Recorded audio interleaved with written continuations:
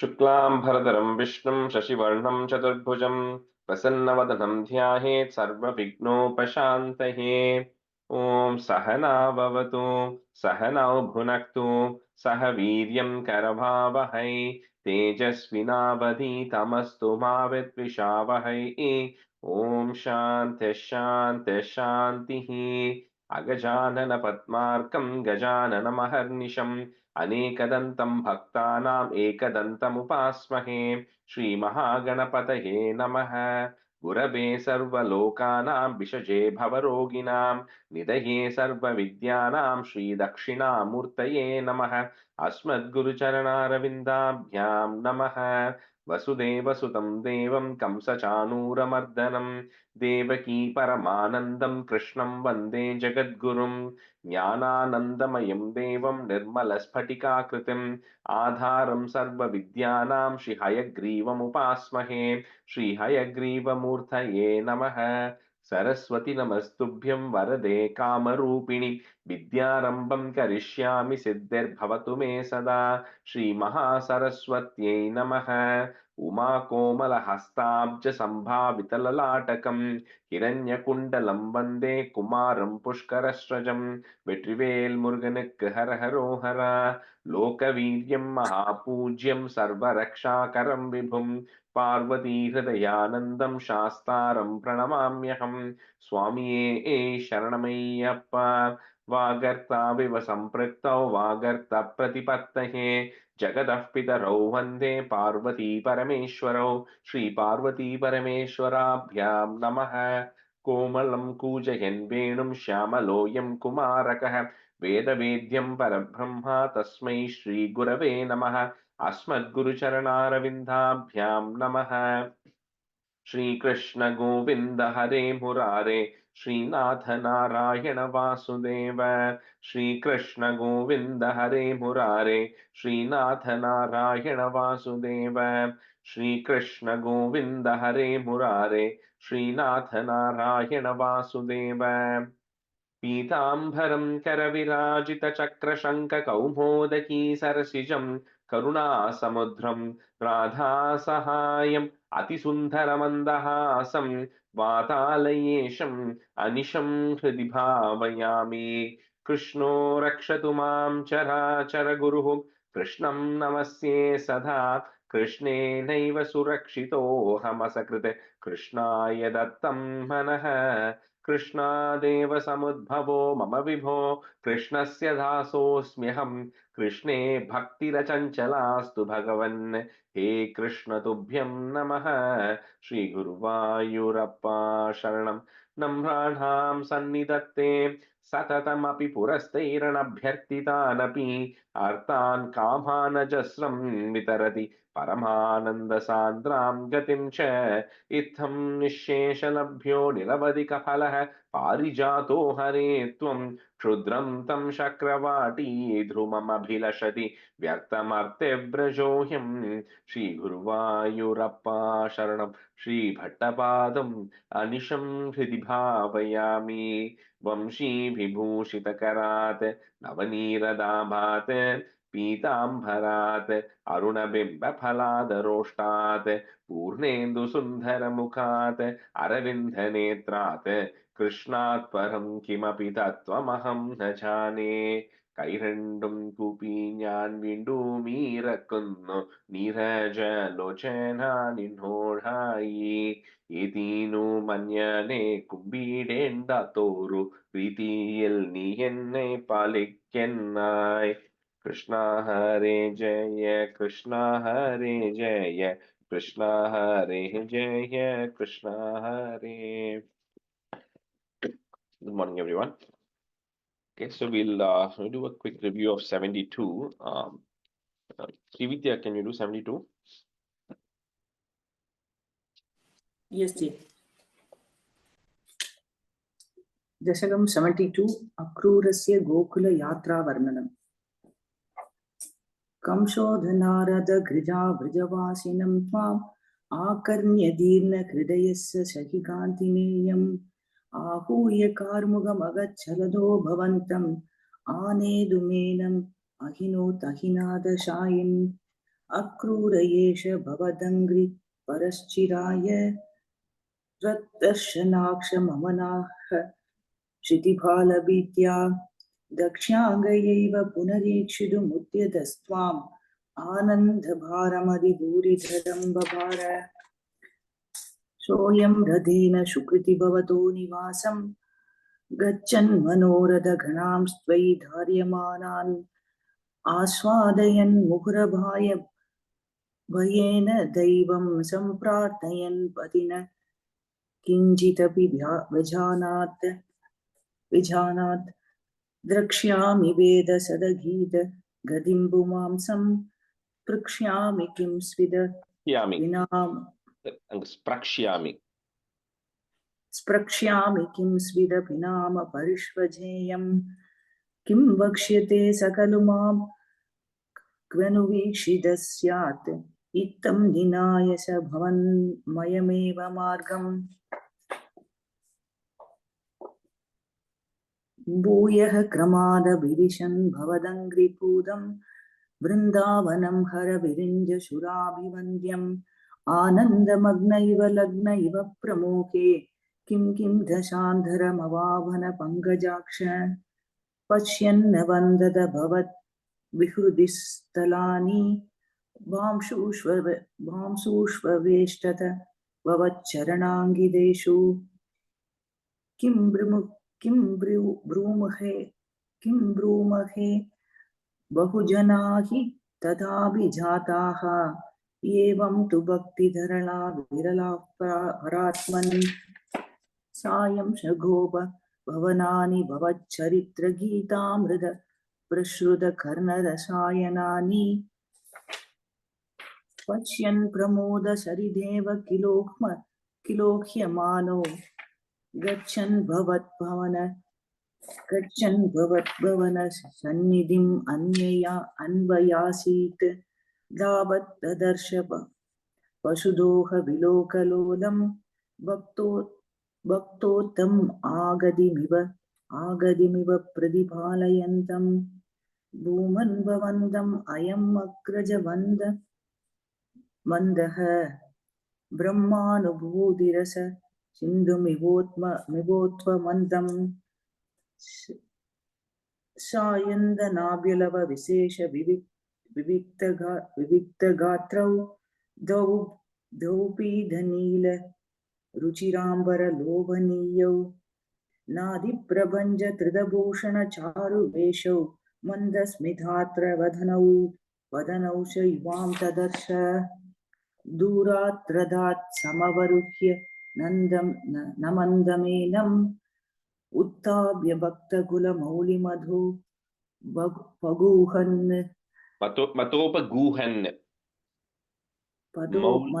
मधोपगूहन् हर्षान्विदाक्षरगिरा कुशलानुयोगी पानिं प्रगृह्य सफलोदगृहं निनेत नन्देन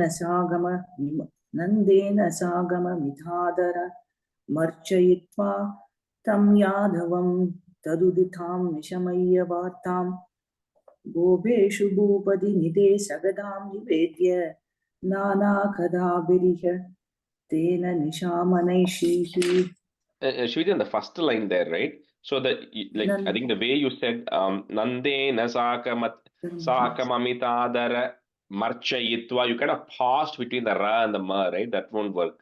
So either you say Sakam Amitadaram Archayitva, or you say the whole thing together without Nandena Sagamamidadaram Archayitva Tam Yadavam Taduditam Nishamayya Vartam Gobeshu Bhupadi Nite Sagadam Nivetya Nana Kada Birihadena Nishamanaishihi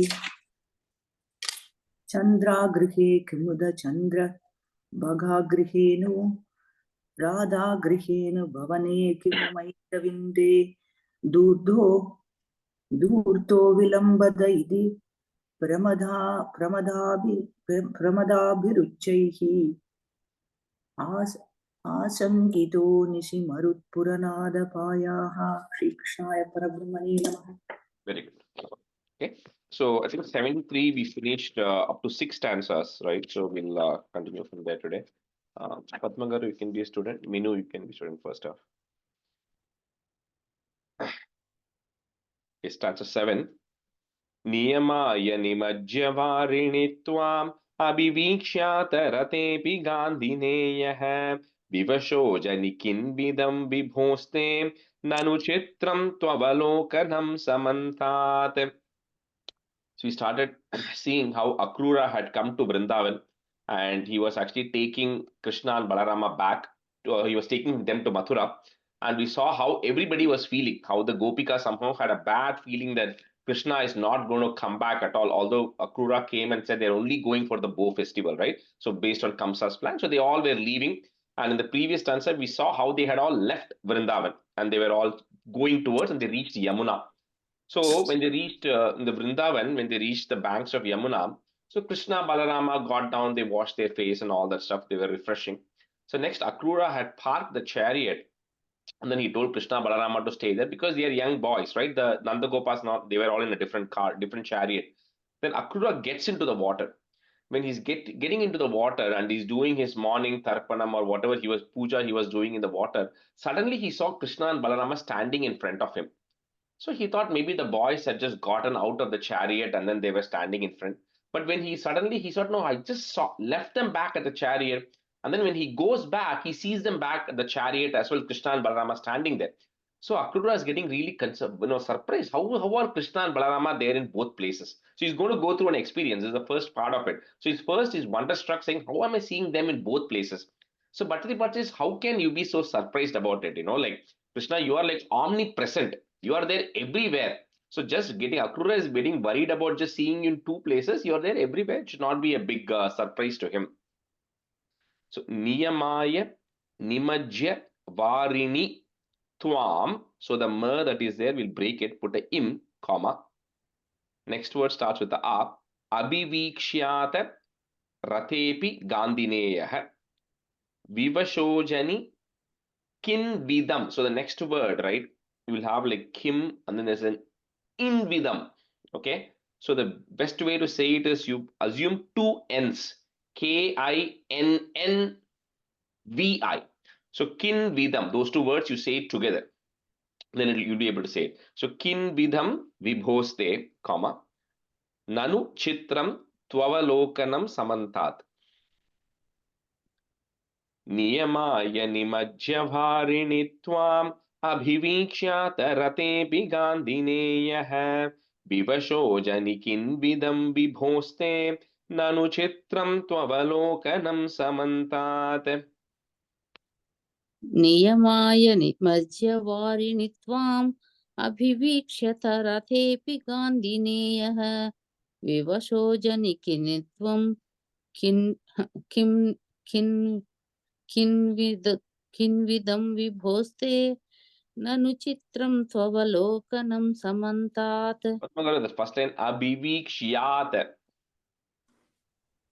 Abhivikshyat. Yeah, I think that you said abhiviksh, something you said different. Abhivikshyat. Abhivikshyat. Yeah.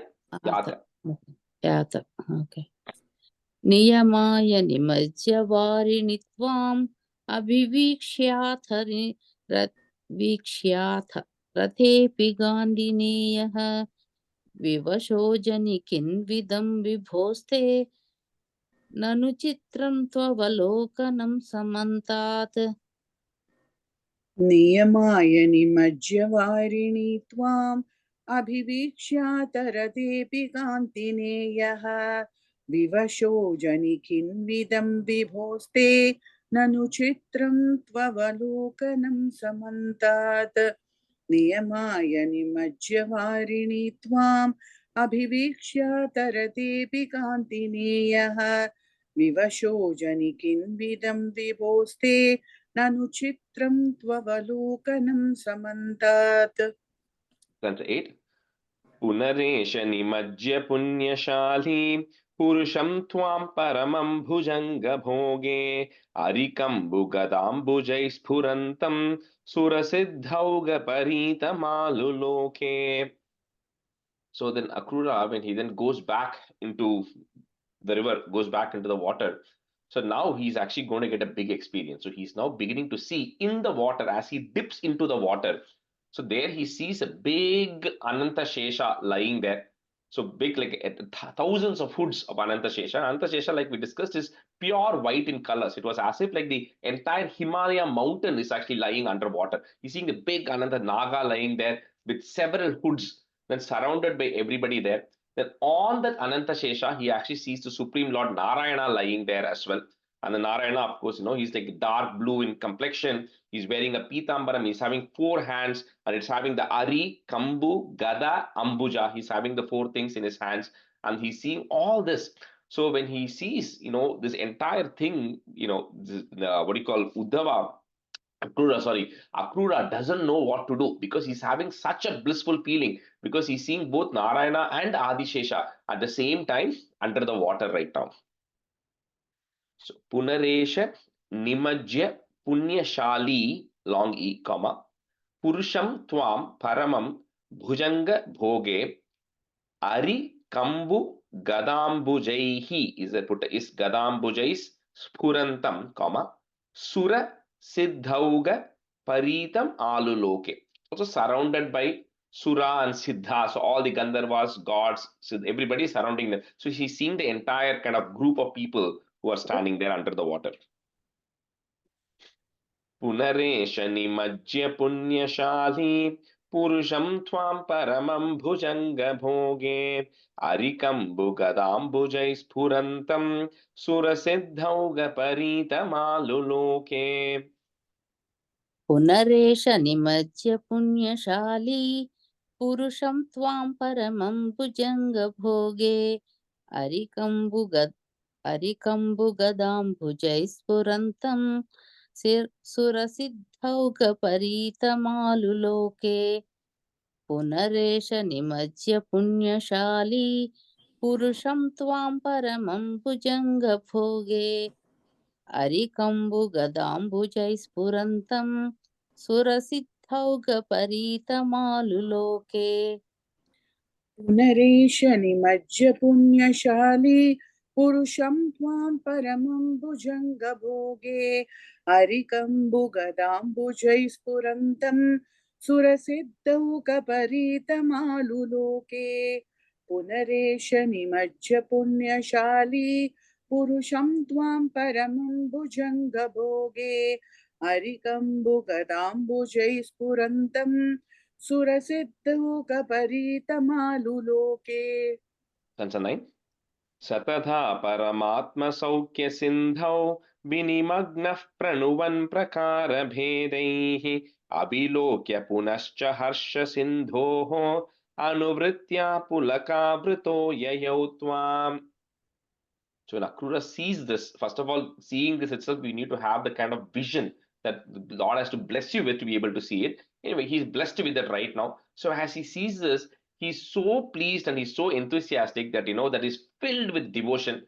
So he causes his entire body to horripilate, like we say, pullarikirdu we say in Tamil, right? So his entire body is, he's having horripilation. His hairs are standing all over his body, and he has tears coming out of his eyes. And then he does a very nice stuti. So he just says he does his praise, but he does a very nice stuti in Bhagavatam. Several stanzas, Akrura actually does that to both Narayana and to Sankarshana. And he says that you are the supreme cause. I'm so blessed that he was going to Vrindavan, hoping that the Lord would just see him. He would touch him. If you remember, Prakshyami, at least we'll get to touch Krishna here. But now he's not only able to bring them both together, he's actually seeing the original form of the Lord as well, which very few got to see. Yashoda got to see. At one point, he showed the Gopas of Vaikuntham. Then later on, he's going to take Arjuna to see him in that form, lying on Adishesha. Akrura is very few who got to see that form of Narayana lying on Sankarshana as well, along with everybody around. So anyway, he sees this, he does his stuti and everything. And right when he finishes, and then he is trying to, imbibe all of this into his mind, suddenly the form disappears. The Lord has disappeared from the water. The Sankarshana has also disappeared, as if everything was never existed. So Akrura now is coming out of the water after that. Satada Paramatma Saukya Sindhau, comma, Vinimagnaha, put a F, Vinimagnah Pranuvan Prakara Bhedaihi Avilokya Punascha Harsha Sindhoho. So the R that is there, you put a Visarga comma, Sindhoho. Next word becomes a Anuvritya Pulakavruto Yayautvam. Satada Paramatma Saukya Sindhau Vinimagna Pranuvan Prakara Bhedaihi Avilokya Punascha Harsha Sindhoho Anuvritya Pulakavruto Yayautvam. सतदा परमात्म सौख्य सिंधौ विनिमग्नः प्रणुवन् प्रकारभेदैः अविलोक्य पुनश्च हर्ष सिंधोः अनुवृत्या पुलकावृतो ययौ त्वम् सतदा परमात्म सौख्य सिंधौ विनिमग्नः प्रणुवन् प्रकारभेदैः अविलोक्य पुनश्च हर्ष सिंधोः अनुवृत्या पुलकावृतो ययौ त्वम्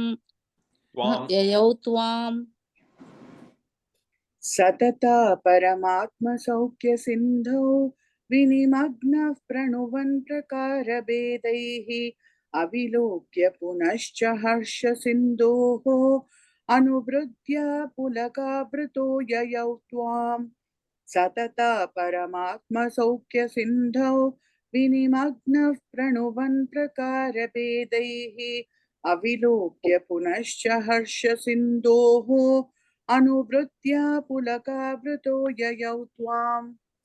Uncertain.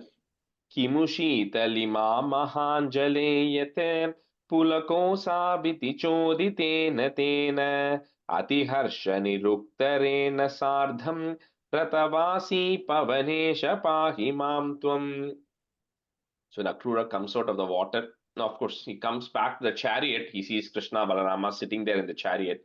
But because he's coming out of the water and he was so horripilated, right? You can see on his skin that, he had the small, horripilation feeling you can see. So Krishna and Balarama ask him, what happened, Akrura? Like, you seem to have stepped into cold water because I see all this on your body, right? And then they all smile.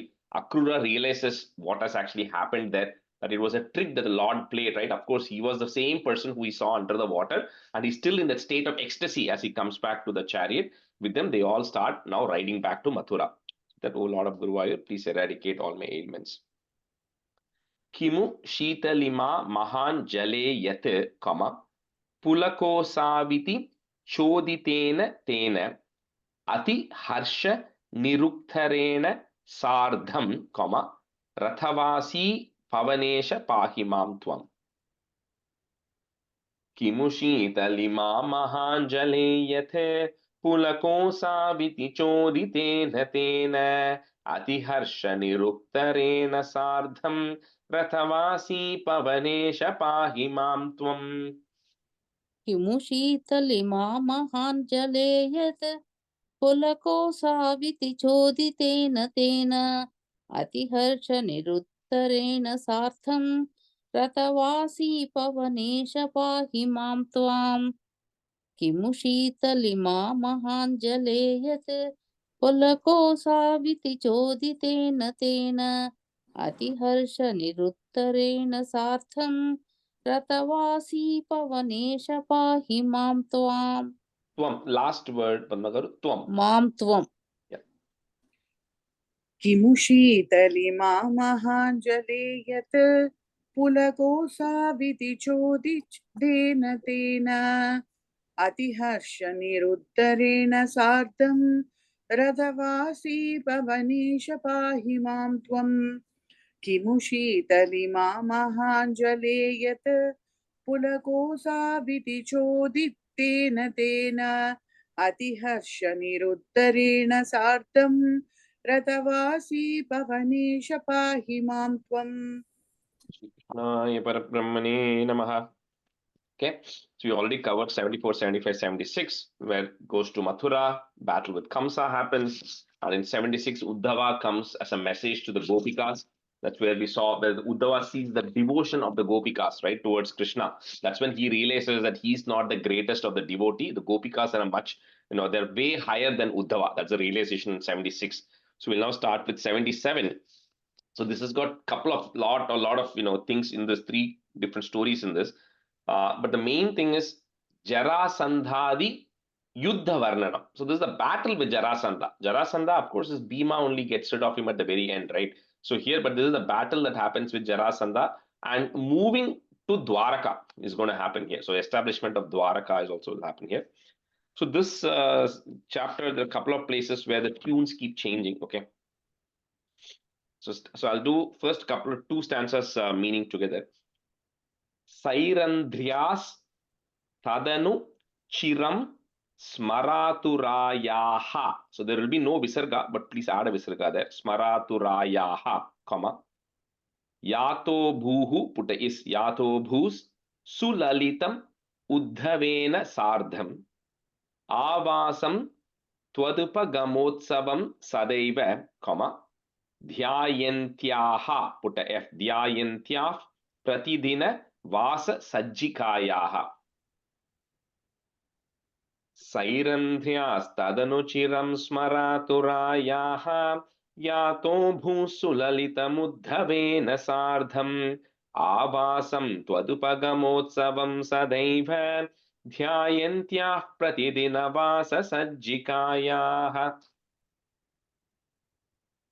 Sairandhyastadanuchiram smaraturayah yato bhuyas salita muddhavena sartham avasam twadupagamotsvam sadaiva dhyayantyah pratidina vasa sajjikayah. Padmagaru, that second line, sulalitam. సులలితముద్ధవేన కాదండి. Correct, yes. Okay. సైరంధ్యాస్తదనుచిరం స్మరాతురాయాః యాతో భూయః సలలితముద్ధవేన సార్థం. Sorry, Padmagaru. Yatho bhus sulalitam. యాతో భూస్ భూయస్ అన్నది, సారీ. యాతో భూస్ సులలితముద్ధవేన సార్థం ఆవాసం త్వదుపగమోత్సవం సదైవ ధ్యాయంత్యః ప్రతిదిన వాస సజ్జికాయాః. I think you just, the tune went one line off. That's okay, but you got the words. Sairandhyastadanuchiram smaraturayaः यादो भूसुललितमुद्धवेन सार्धम् आवासं त्वदुपगमोत्सवं सदैव ध्यायन्त्याः प्रतिदिनवाससज्जिकायाः सैरन्द्यास्तदनुचिरं स्मरातुरायाः यादो भूसुललितमुद्धवेन सार्धम् आवासं त्वदुपगमोत्सवं सदैव ध्यायन्त्याः प्रतिदिनवाससज्जिकायाः. Stanza 2. Upagate त्वयि पूर्णमनोरथा प्रमदसम्भ्रमकं प्रपयोधरा विविधमाननमादधतीं मुधा रहसि त्वां रमयाञ्च कृशे सुखम्.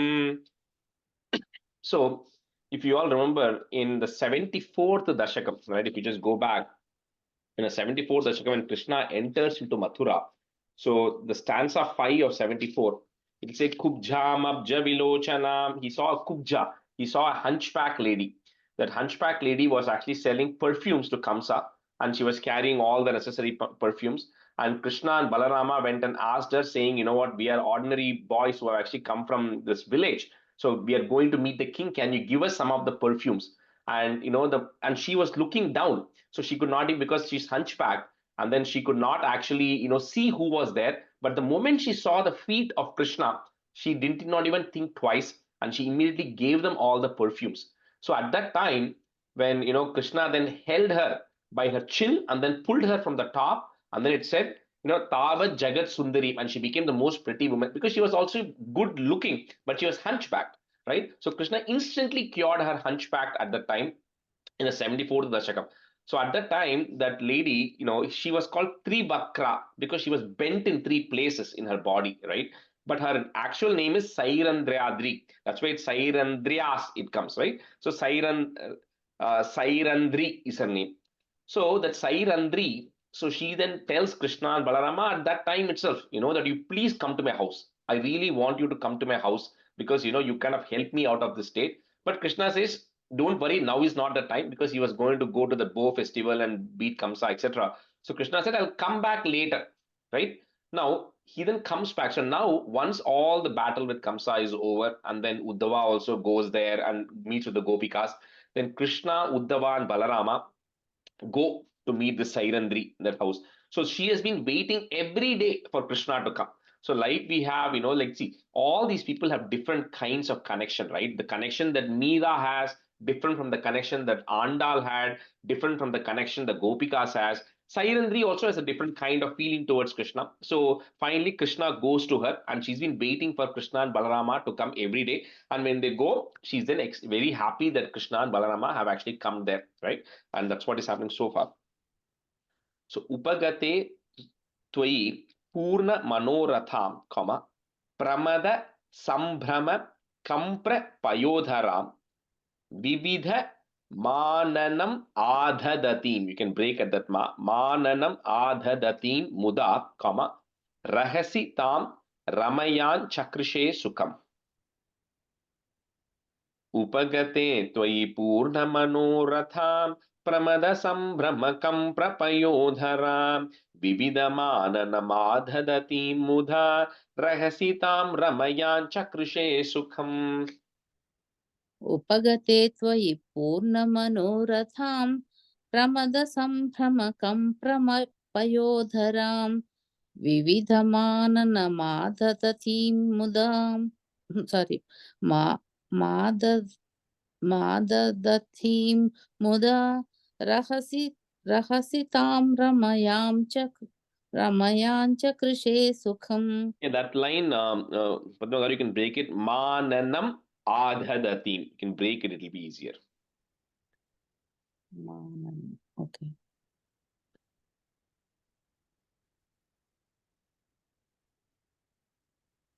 उपगते त्वयि पूर्णमनोरथां प्रमदसम्भ्रमकं प्रपयोधरां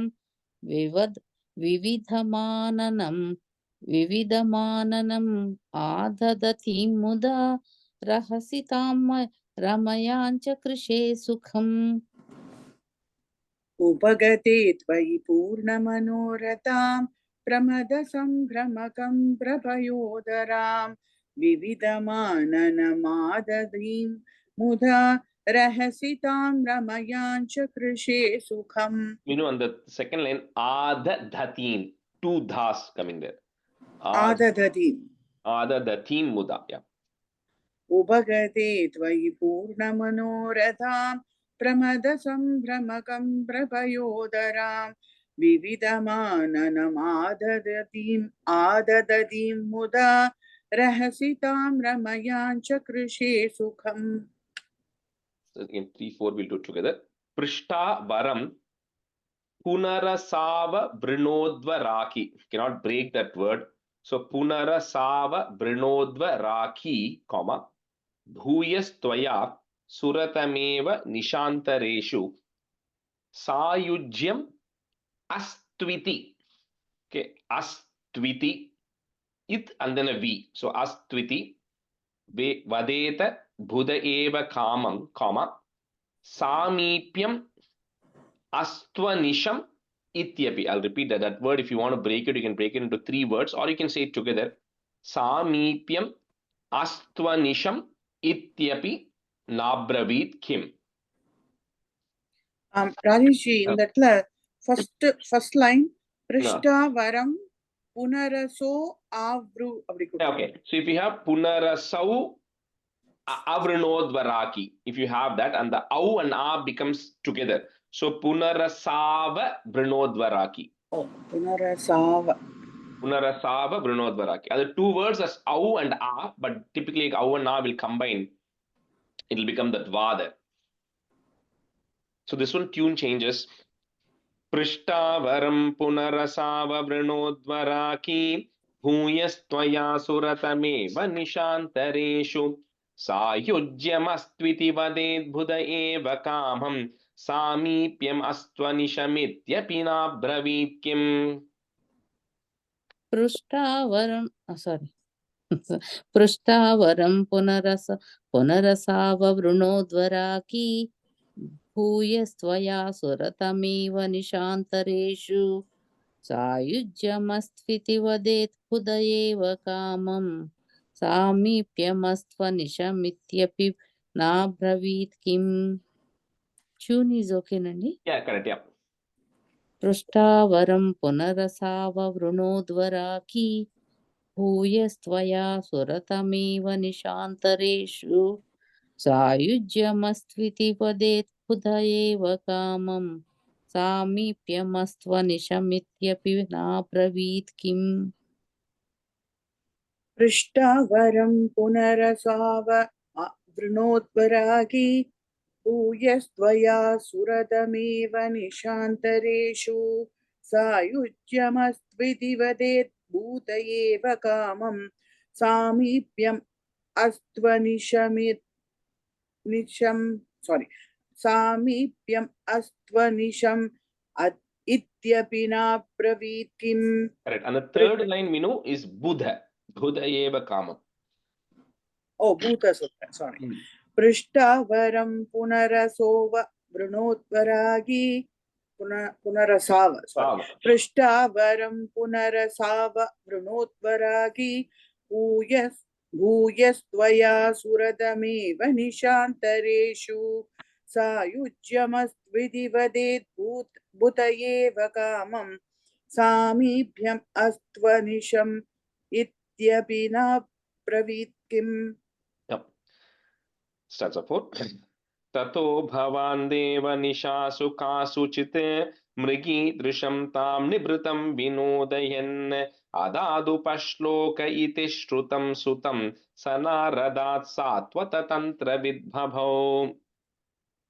So this particular Sairandri, she got the Bhagwan himself very simply by offering him whatever fragrances or ointments, whatever she had, lotions that she had, just by offering them, right? So now after then Krishna came and visited, and Krishna said, okay, what do you want in return, right? So ask me, what do you want? What boon or what blessing do you want? So Bhattaripat says, what should somebody have asked at the time? Somebody should have said at the time that I want to become one with you. I want to have sayujyam with you, right? I want to merge into you, right? Or I always have to be with you.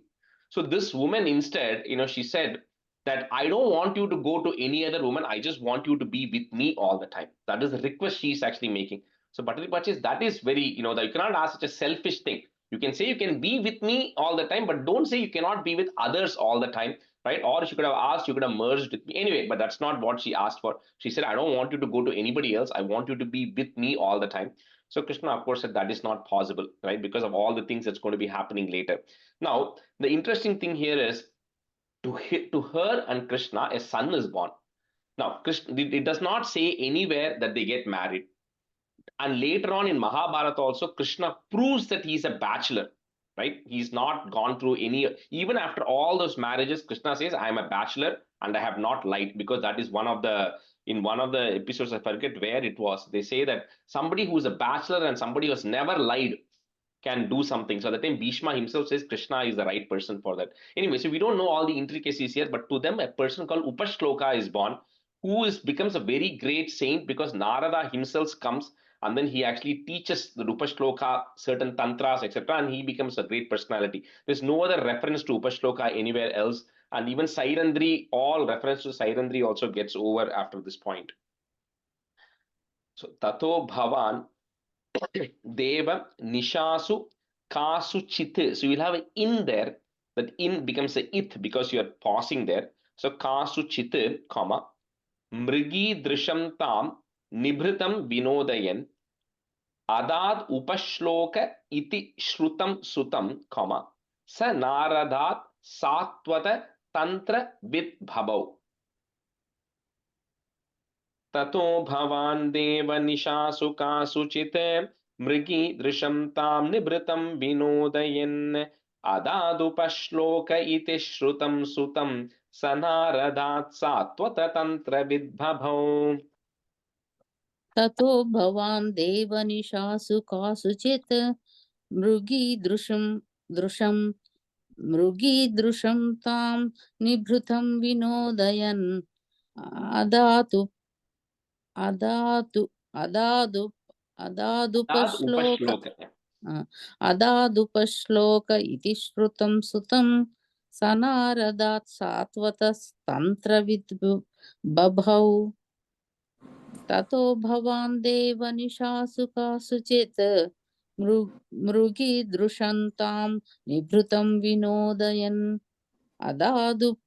अदादुपश्लोक इति श्रुतं सुतं सनारदात् सात्वततन्त्रविद् बभौ ततो भवान् देवनिशासु कासुचित् मृगीदृशं तां निभृतं विनोदयन् अदातुपश्लोक इति श्रुतं सुतं सनारदात् सात्वततन्त्रविद्बभौ ततो भवान् देवनिशासु कासुचित् मृगीदृशं तां निभृतं विनोदयन् अदातुपश्लोक इति श्रुतं सुतं सनारदात् सात्वततन्त्रविद्बभौ. That's fine. अक्रूरमन्दिरमितोत बलोद्धवाभ्याम् अभ्यर्चितो बहुनुतो मुदितेन तेन येनं विसृज्य विपिनागत पाण्डवेय वृत्तं विवेदित तथा धृतराष्ट्रचेष्टाम्. So from now on is where this whole Mahabharata and Krishna style is all going to get intermixed, right? It's all going to be kind of getting connected to that. So then later on, Akrura and Balarama, Uddhava, Krishna, they all went to Akrura's house. So from now on, Uddhava becomes Krishna's greatest of friends, because in 74 he met Uddhava. Then in 76 Uddhava went to Vrindavan, etc. and came. So Uddhava is now Krishna's best buddy. So he's always with Krishna. In all these chapters from now on, Uddhava will be with Krishna. So Uddhava and they all went to Akrura's house. So Krishna then tells Akrura, that my cousins who are in Hastinapura, right, the Pandavas and Kauravas who are actually there, I'm hearing some news about them, right, saying that the boy, again, Krishna is in a teenager still, right? So he's saying that, no, even, which means Arjuna is also a teenager, which means Yudhishthira is a few years older. So he's saying that I'm hearing some bad things which are actually going there. They're all, suffering. Maybe Uncle Dhritarashtra is not acting properly and not taking proper care of them. So he sends Akrura as a messenger to go find out what is actually happening there with the Pandavas in Hastinapura. So that's what Krishna is sending them over. So Akrura Mandiram Ithotha Balodhavabhyam. So put a im at the end of that line. Balodhavabhyam, comma. Next line ma becomes a. Abhyarchito bahu nuto muditena tena. Enam visrujya vipinagata pandaveya, put a plus. Vrittam vivedita tatha dhritarashtra cheshtam. अक्रूरमन्दिरमिथोत बलोद्धवाभ्याम् अभ्यर्चितो बहुनुतो मुदितेन तेन एनं विसृज्य विपिनागत पाण्डवेय वृत्तं विवेदित तथा धृतराष्ट्रचेष्टाम्. अक्रूरमन्दिरमिथोत बलोद्धवाभ्याम् अभ्यर्चितो बहुनुतो मुदितेन तेन एनं विसृज्य विपिनागत पाण्डवेय वृत्तं विवेदित तथा धृतराष्ट्रचेष्टाम्. अक्रूरमन्दिरमिथोत बलोद्धवाभ्याम् अभ्यर्चितो बहुनुतो मुदितेन तेन एनं विसृज्य विपिनागत पाण्डवेय वृत्तं विवेदित तथा धृतराष्ट्रचेष्टाम्. अक्रूरमन्दिरमिदोत बलोद्धवाभ्याम् अभ्यर्चितो बहुनुतो मुदितेन तेन एनं विसृज्य विपिनागत पाण्डवेय वृत्तं विवेदित तथा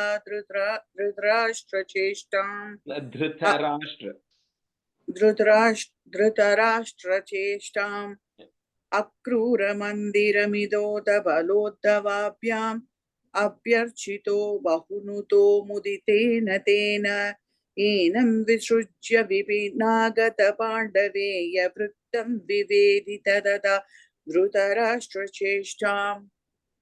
Stanza 6. विघाता जामातुः परमसुहृदो भोजनृपतेः जरासन्धेरुन्दत्यनवधिरुषान्धे तमथुराम् रथाध्यैध्योर्लब्धैः कतिपयबलस्त्वं बलयुतः त्रयोविंशत्यक्षौहिणी तदुपनीतं समहृताः.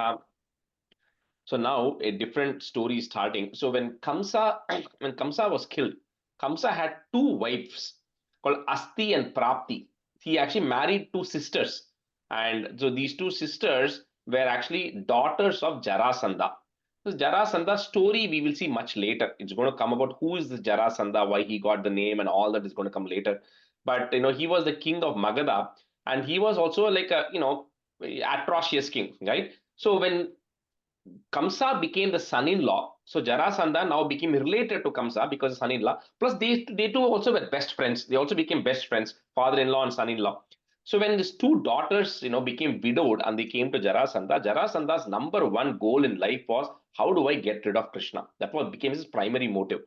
So he then went in with Akshauhini, 23 Akshauhinis. And Akshauhini is a combination which is about like 21,000 soldiers who are on 21,000 elephants. They have 21,000 or some number like that, equal number of chariots, 3 times as many cavalrymen, and about 4 times as much infantry. So they have this combination of people on horses, people on chariots, people on elephants, all of that. It's in 20,000, 100,000 is one Akshauhini. So this Jarasandha takes 23 Akshauhinis, is the volume that he comes, and he tries to invade Mathura. So when he comes to Mathura, it was like as if like an entire ocean is overflowing. Because imagine 21,000 plus 100,000, all that times 23. That's the number of people who are actually coming. So at that time, Krishna is discussing with Balarama to say, what do we do with this Jarasandha? Now, then Krishna knows what's going to be happening. So through this Jarasandha, Krishna was going to be getting rid of a lot of other kings and other people.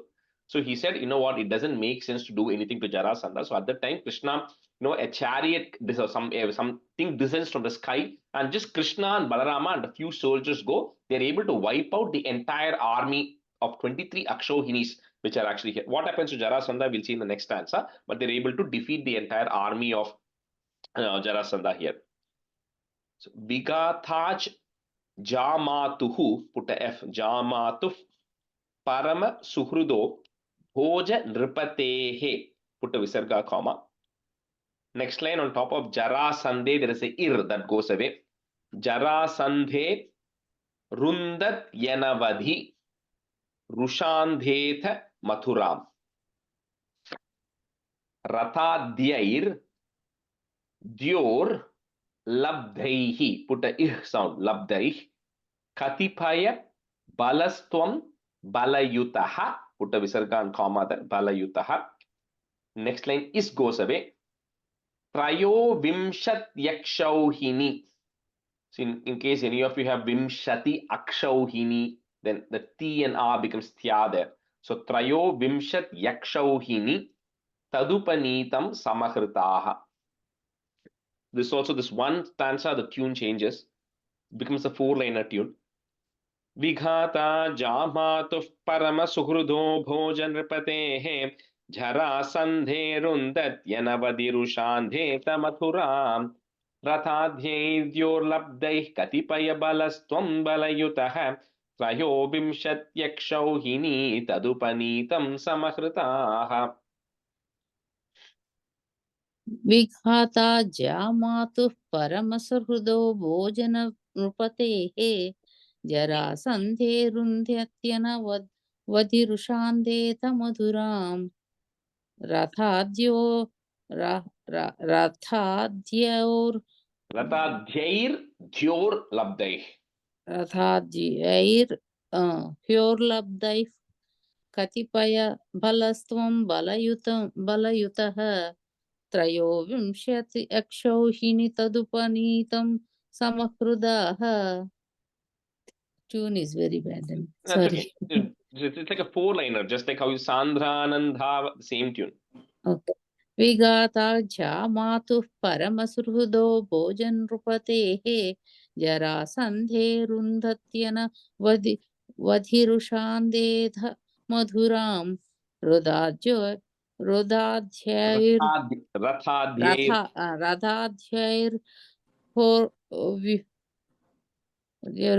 यदि Rathadhyair dhyor labdaih. 3 words. Rathadhyair dhyor labdaih. योर्लब्धैः. Yeah. Okay. रदाद्यैर्ह्योर्लब्धैः कतिपय बलस्त्वं बलयुतः त्रयोविंशत्यक्षौहिणी तदुपनीतं समहृदाः.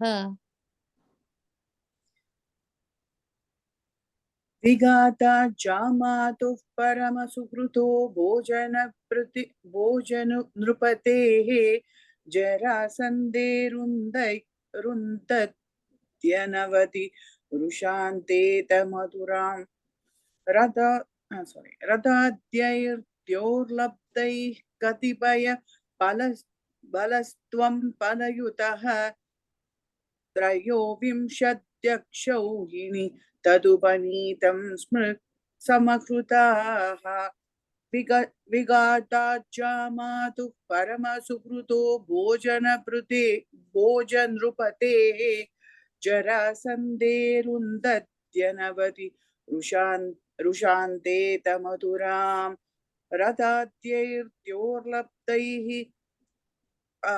कतिपय बलस्त्वं बलयुतः त्रयोविंशत्यक्षौहिणी तदुपनीतं समहृताः.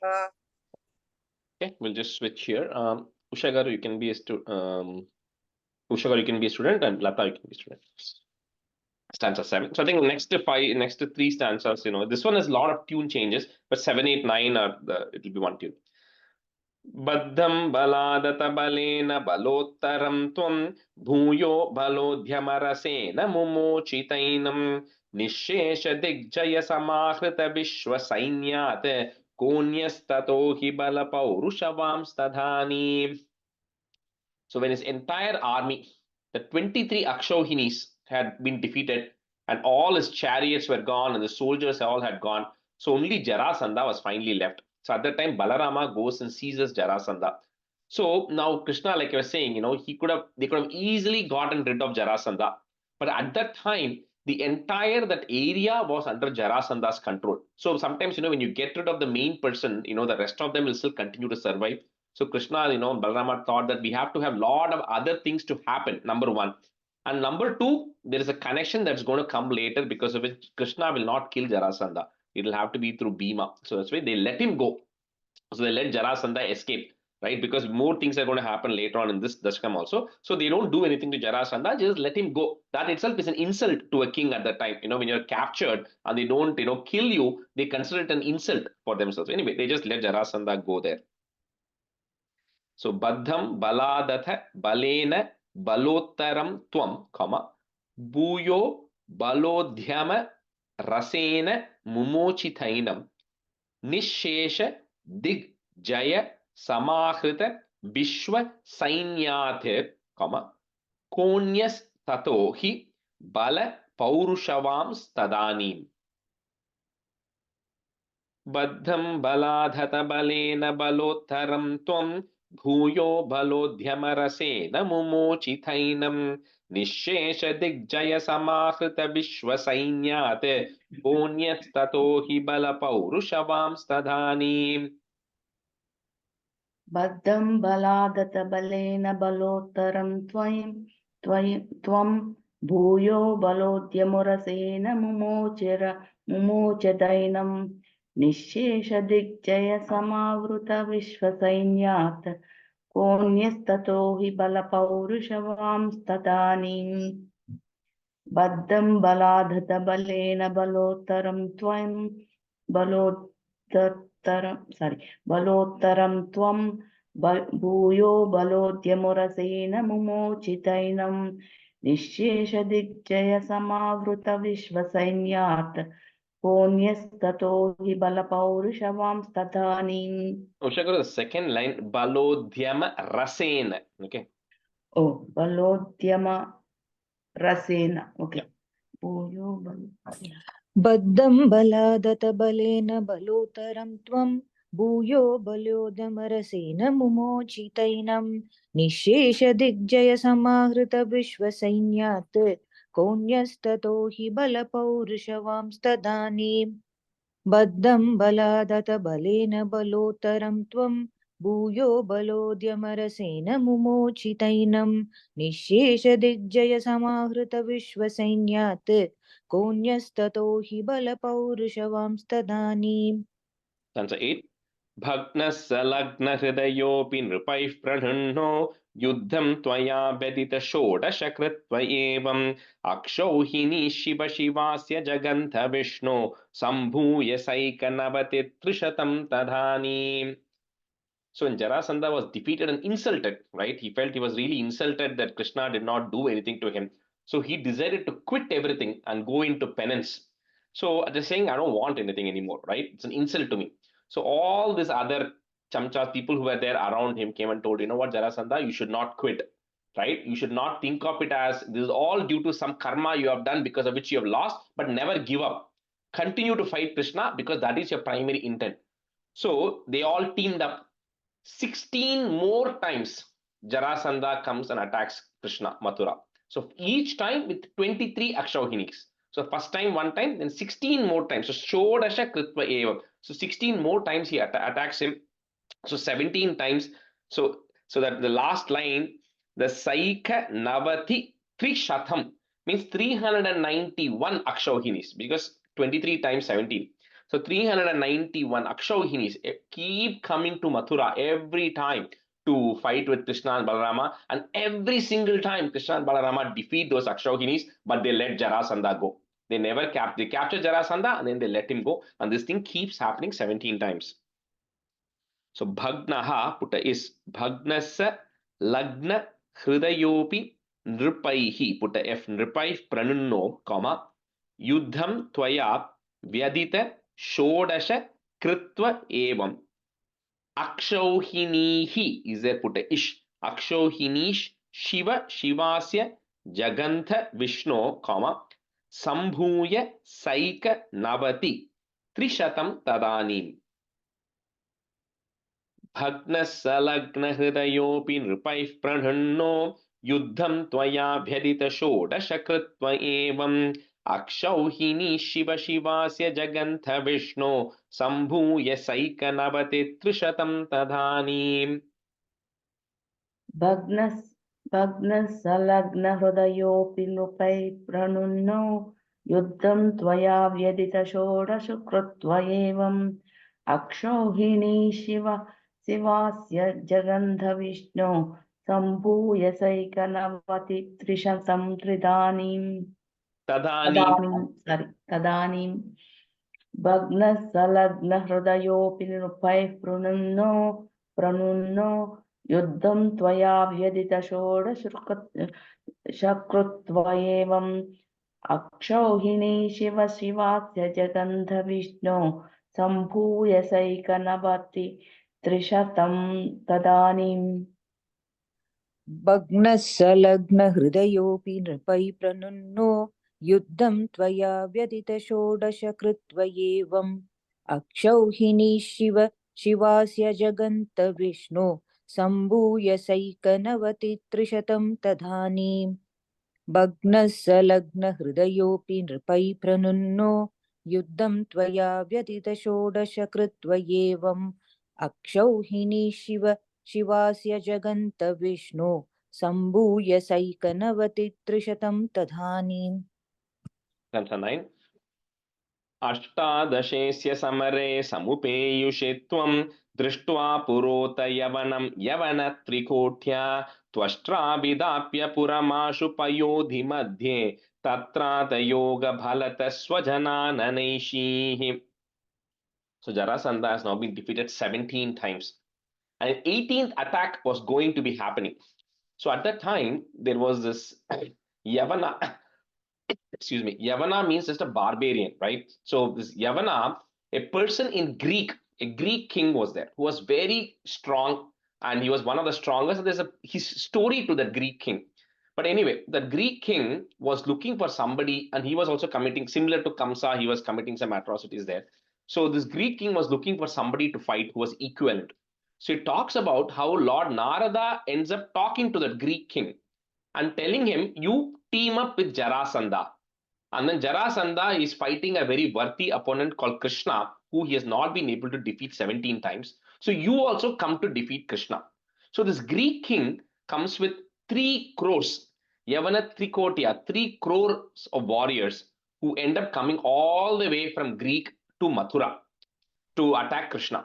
So that was happening from one side, where the Yavana was coming from, Kala Yavana was coming from Greek to attack Krishna. And Krishna knew on the other side that it is only a matter of time before Jarasandha is now coming for his 18th attempt. So Krishna tells Balarama that this is not going to be sustainable. We cannot be situated right in the middle of where Mathura is today, because we're going to get attacked from all sides. So overnight, it talks, overnight, Krishna then decides, and then he calls Vishwakarma, and then they build a fortress in the middle of the sea, which is 96 miles in circumference. That's the description of Dwaraka. They built Dwaraka overnight in the middle of the sea. All the people in Mathura go to sleep at night. Morning, they wake up, they find themselves in Dwaraka. That's the only description that is given of how any of these things happened, right? It literally says overnight Dwaraka was built and everybody was transported before this Yavana and Jarasandha come for the 18th time. Everybody go to sleep. Morning, they wake up, they find themselves in Dwaraka. We'll see about Dwaraka in the next Dasakam itself, but that is the whole formation of Dwaraka which is happening, which says is 96 miles, 12 yojanas in circumference, which is 96 miles in circumference, was the size of Dwaraka that gets built so that these people cannot keep attacking on land from all sides. Ashtadashesya samare samupeyushi tvam, comma, drishtva purota yavanam yavana trikotya twashtra vidhapya puramashu payodhi madhye, comma, Tatrata yoga balataha, put is balatas swajanana naishihi. Ashtadashesya samare samupeyushi tvam drishtva purota yavanam yavana trikotya twashtra vidhapya puramashu payodhi madhye tatrata yoga balatas swajanana naishihi. अष्टादशेस्य समरे समुपेशित्वं दृष्ट्वा पुरोधयवनं यवनत्रिकोट्या त्वष्ट्राविदाप्य परमाशुपयोधि मध्ये तत्रादयोगबलतः स्वजनाननैषीः. अष्टादशेस्य समरे समुपेयुषित्वं दृष्ट्वा पुरोधयवनत्रिकोट्या त्वष्ट्राविदाप्य परमाशुपयोधि मध्ये तत्रादयोगबलतः स्वजनाननैषीः. Rajesh, the third line, Tvashtra Vidapya Puramashu, right? Puramashu, yeah. Okay. Oh, sorry, I was saying Paramashu. Yeah. No, even my book has Paramashu only, Okay. so that's why I want to Change it to Puramashu, yeah. Okay. Ashtadashesya samare samupeyushitvam drishtva purotayavanam yavanatrikotya tvashtra vidapya puramashu payodhi madhye tatrata balata swajana nanaishihi. Ashtadashesya samare samupeyushitvam drishtva purotayavanam yavanatrikotya Tvashtra vidapya puramashu payodhi madhye tatrata yoga balata swajana nanaishihi. Yeah, the one if you want to break it, it's Swajanan Anaishihi. Okay, if you want to break it. Or you can say Okay. Swajanan Anaishi. Nanaishi. Stanza 10. So this 10 and 11 became 4-liner tunes. Padbhyam tvam padmamali chakita iva pura nirgato dhavamano mleccheshenanuyato vada sukrita vihinena shailenyalaishihi suptenangriyahatena drutamata muchukundhena bhasmikritesmin bhupayasmai guhante sulalita vapusha tastishe bhakti bhaje. So when both of them are coming now, right? This Yavana from Greek is coming, and 18th attack of this thing is happening. So Krishna then, after the folks of Mathura were actually moved over to Dwaraka, then Krishna now decides to tell Balarama, saying, "You guard Mathura right now, guard the city, because I have to take care of something." Now this Yavana, when he left Greece, he asked Narada, "How do I know who this Krishna is?" Right? You have to give me a description of Krishna because I don't care about the rest of them. I want to get rid of Krishna. So Narada says, you go in, you will see this person who is actually dark blue in color, right? And then sometimes he might have 4 hands also, right? And then he gives a description of Krishna, saying he's dark and he'll have this mailpili on his head. He gives a description of Krishna. So Krishna tells Balarama to stay inside Mathura, and Krishna then leaves without wearing anything on top. He just wears some vastram on top, right? And then he wears his garland, Vaijayanti garland, and then he comes out of the fort of Mathura running. And this Yavana is waiting outside the fort of Mathura, and he sees this person running here, a person running out. So Yavana looks at him and says, "This is exactly the description of Krishna that Narada had given me. So this must be that Vasudeva, right? He is the person." So he then, but when he looks at it, Krishna is not coming to attack him. He's actually running away from this Kala Yavana. So this Kala Yavana wonders, why is this person running away? Does anybody know what is the name Krishna got as a result of this? This is one of the names of Krishna in North India. No, it's called Ranachod, like somebody who ran away from the battlefield. So, okay, so Krishna actually runs away from the battlefield. So this Yavana is now continuing to now, he says, you know what, he tells his army, you all wait here. I have to first get rid of this guy, right? And then he now runs after Krishna, and Krishna keeps running. And this Yavana also keeps chasing him. And then he keeps, this Yavana keeps saying all sorts of things at Krishna, saying, you are saying you're born in a Yadava dynasty. You say you are, the prince of Mathura. You have all these things. You defeated Jarasandha, defeated Kamsa, but you're running away from me like a coward. He throws all kinds of abuses at Krishna. Krishna doesn't care. He just keeps running away from the Yavana. The Yavana keeps chasing Krishna. Finally, Krishna enters into a cave. He enters into the cave, and there's a person who's actually sleeping there. And we'll see who that person is, details of the person in the next thing. So this person is sleeping there. Now this Yavana enters into the cave.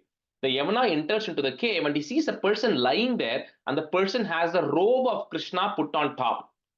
Right? Because whatever robe, the Angavastram that Uttariyam Krishna was wearing, he had put it on top of that person. So Yavana says, this coward who's running away from me, he's now hiding and sleeping here. So the Yavana comes and kicks that person who's actually sleeping there.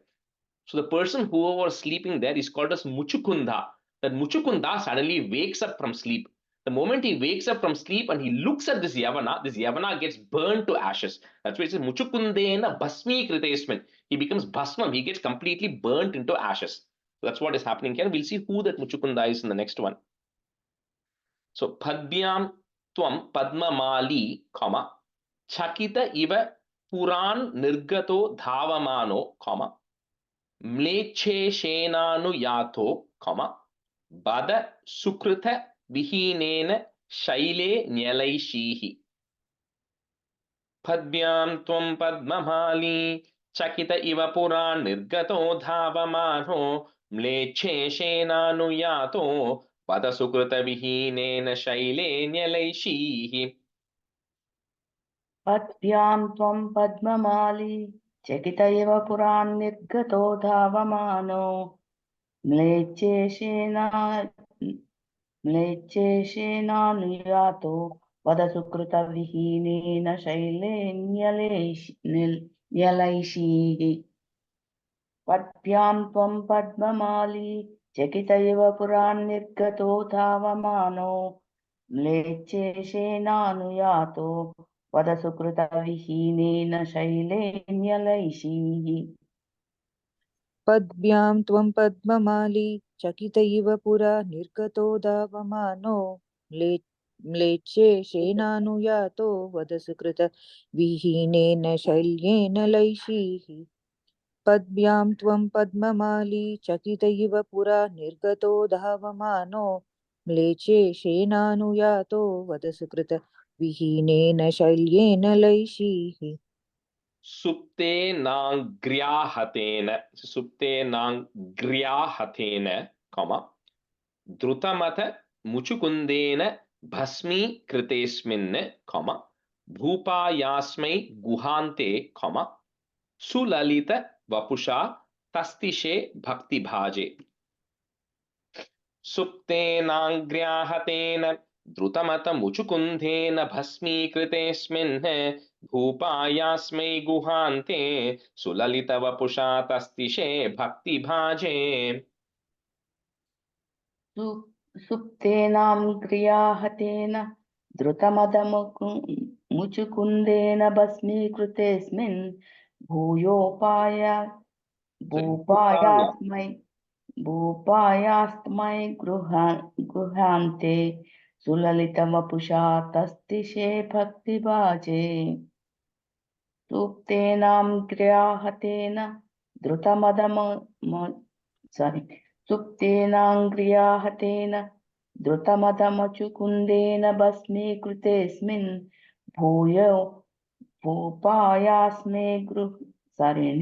भूपायास्मै गुहान्ते सुललिता वपुषा तस्तेष भक्तिभाजे.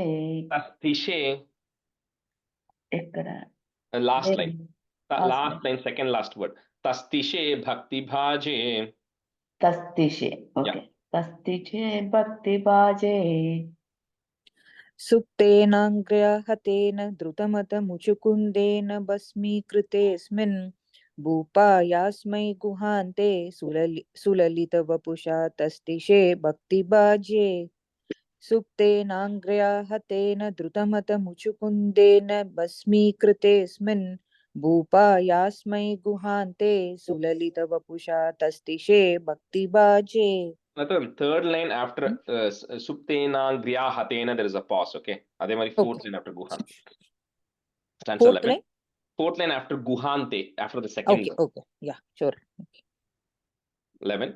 ऐक्ष्वाकोऽहं विरक्तोऽस्म्यखिल नृपसुखे त्वत्प्रसादैककाङ्क्षी हा देवेति स्तुवन्तं वरविततिश्रुतं निःस्पृहं वीक्ष्य हृष्यन् मुक्तेस्तुल्यां च भक्तिं धुतसकलमलं मोक्षमप्याशु दत्त्वा कार्यं हिंसा विशुद्ध्यै तप इति च तदा प्रातलोकप्रतीत्यै.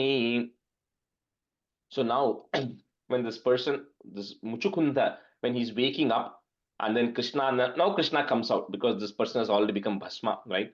And then this person looks at Krishna and he realizes who it is. So he says, I am Aikshwakoham. I am from the Ikshwaku dynasty. He says, I was there several thousand years back, right? I was there and I was, very devoted and I was also a very powerful king at the time. So at the time when the Devas were fighting the Asuras, Indra needed support. So Indra reaches out to Muchukunda and says, you please come and help me fight the battle. So Muchukunda then abandons everything he has. He goes and helps Indra fight the battle. The battle goes on for several years. Muchukunda doesn't sleep at all. He's constantly fighting. And finally, Kartikeya comes as commander-in-chief and all that. So Indra says, Muchukunda, thanks a lot. I don't need your help anymore. You've been very helpful. You can go back. But he says the only problem is none of your relatives, nobody exists anymore. Because you've been fighting in the Devalokam, which has a completely different concept of time compared to where you are from. So there's none of your relatives exist anymore. They are all gone. So what do you want as a boon? So Muchukunda says, I'm so tired. I just want to sleep for several hundreds of thousands of years. But Indra says, guaranteed. And whoever wakes you up, right, is going to get, you look at them, by your power, they're going to get burned to ashes. So Muchukunda says, because of that, I was resting in this cave, And now this person, somebody comes, he wakes me up, and then I look at him, and that person has become Bhasma, right? So that's the story of what happens because of Muchukunda there. And then Krishna then asks him, what do you want, right? And then he says, the only thing I want, Muchukunda is also very, a very great person. So he says, all I want is your blessing. So Krishna then tells him what he needs to do, right? So he says, do your austerities, do your penance, etc. And eventually you'll be able to attain me. So that is the story that is there. So Aikshva Koham Viraktosmyakila. Okay, Viraktosmyakila Nripa Suke, comma, Tvat Prasadaika Kangshi, comma, Ha Deveti Stuvantam, comma, Vara Vitatishu Tam Nihi is there, put is Nis Spriham Vikshya Christian. ऐक्ष्वाकोऽहं विरक्तोऽस्म्यखिल नृपसुखे त्वत्प्रसादैककाङ्क्षी हा देवेति स्तुवन्तं वरविततिषु तं निःस्पृहं वीक्ष्य हृष्यन्. ऐक्ष्वाकोऽहं विरक्तोऽस्मखिल नृपसुखे त्वत्प्रसादैककाङ्क्षी हा देवेति स्तुवन्तं वरविततिषु तं निःस्पृहं वीक्ष्य वृष्यन्. ऐक्ष्वाकोऽहं विरक्तोऽस्मृकिल नृपसुखे त्वत्प्रसादैककाङ्क्षी हा देवेति स्तुवन्तं वरविततिषु तं निःस्पृहं वीक्ष्य वृष्यन्. So that first line, Ushagaru, Viraktosmyakila. Viraktosmyakila. Yeah, Viraktosmyakila. Im and the ya, myakila. Okay, Viraktosmyakila. Yeah. Okay. Thanks. ऐक्ष्वाकोऽहं विरक्तोऽस्म्यखिल नृपसुखे त्वत्प्रसादैककाङ्क्षी. I think I changed the tune. Yes. ऐक्ष्वाकोऽहं विरक्तोऽस्म्यखिल नृपसुखे त्वत्प्रसादैककाङ्क्षी हा देवेति स्तुवन्तं वरविततिषु तं निःस्पृहं वीक्ष्य हृष्यन्. And then Nripasukhe, and then you are slightly changing the tune at that word. The way you are landing there, that's why. Anyway. It is nripasukhe, right? Yeah, but on the way you were saying that, right? Aikshva koham viraktosmya kila nripasukhe. Okay. Got it. ऐक्ष्वाकोऽहं विरक्तोऽस्मखिल नृपसुखे त्वत्प्रसादैककाङ्क्षी हा देवेति स्तुवन्तं वरविततिषु तं निःस्पृहं वीक्ष्य हृष्यन्. Muktes tulyam cha bhaktim dhuta sakala malam. Some books have malam. If you have malam, change it to malam. Okay, dhuta sakala malam, comma, moksham apyashu datva karyam himsa vishuddhyai, id under two das coming there, vishuddhyai tapa iti chatada, comma, prata loka pratityai. Muktestulyam cha bhaktim dhuta sakalamalam mokshamappyashu datva karyam himsa vishuddhyai tapa iti chatada prata loka pratityai. मुक्तेस्तुल्यां च भक्तिं धुतसकलमलं मोक्षामप्याशु दत्त्वा कार्यं हिंसा विशुद्ध्यै तप इति च तदा प्रार्थलोकप्रतीत्यै. मुक्तेस्तुल्यां च भक्तिं धुतसकलमलं मोक्षमप्याशु दत्त्वा कार्यं हिंसा विशुद्ध्यै तप इति च तदा प्रार्थलोकप्रतीत्यै.